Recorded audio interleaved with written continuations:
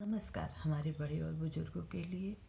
आइए अब हम आपको ले चलते हैं नए दोहे के साथ। उदासीन अरि मीत हित, सुनत जरहि खल रीत, जानी पानी जुग जोरी जन, बिनती करई संप्रीत हो रामा, बिनती करई संप्रीत। दुष्टों की यह रीति रही है कि उदासीन शत्रु अथवा मित्र किसी का भी हित सुनकर वे खुशी नहीं होते, वे सदैव जलते रहते हैं। कितनों प्रेम पूर्वक उनसे संबंध बनाया जाए परंतु वो सदैव सभी का अहित ही समझते रहते हैं। मैं अपनी दिस किन्ह निहोरा, और तिन्ह निज ओर न लावऊं भोरा, बायस पिलई अति अनुरागा, अहोई निरामिष कबहू के कागा।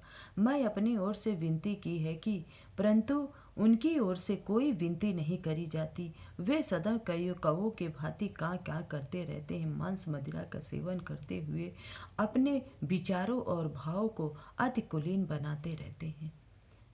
बंदहु संत असज्जन चरना, दुख प्रद अभय बीच कछु वरना, बिछुरत एक प्राण हरि लेही, अब मिलत एक दुख दारुण देही। अब मैं संत और असंत दोनों की चरणों की वंदना करता हूँ। दोनों ही दुख देने वाले हैं परंतु उनमें कुछ अंतर बताया गया है। अंतर यह है कि संत तो बिछुड़ते वक्त अपने प्राण देते वक्त ही प्राण ले लेते हैं, परंतु जो असंत होते हैं वो मिलने पे ही प्राण ले लेते हैं और साथ में रहते हैं तो अनेकों दारुण दुख दे देते हैं। उपजहि एक संग जग माही, और जलज जोग जिमि गुण बिल गाही, सुधा सुरा सम साधु असाधु, और जनक एक जग जलधि अगाधु।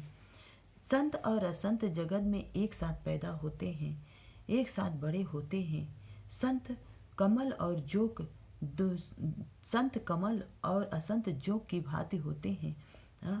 कमल को स्पर्श करते हैं तो सुख देता है परंतु जोग को स्पर्श करते हैं तो वो चूस लेता है। ऐसे ही संत और असंत दोनों की बातों को किया गया है।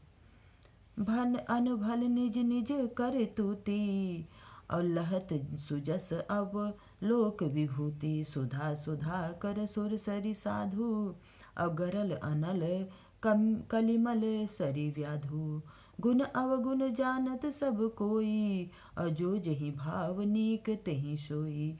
भले ही बुरे अपनी अपनी करनी के अनुसार सुंदर यश या जस संपत्ति पाते हों,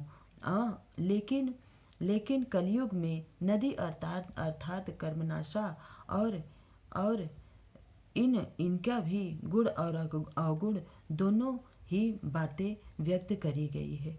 गुणी अपने गुण से यश बटोरते हैं और अवगुण जो है वो अपने कितनों ही वो अच्छा काम करते हैं पर उनमें इतना अवगुण भरा रहता है कि वो अपनी ख्याति बटोर ही नहीं पाते। नमस्कार।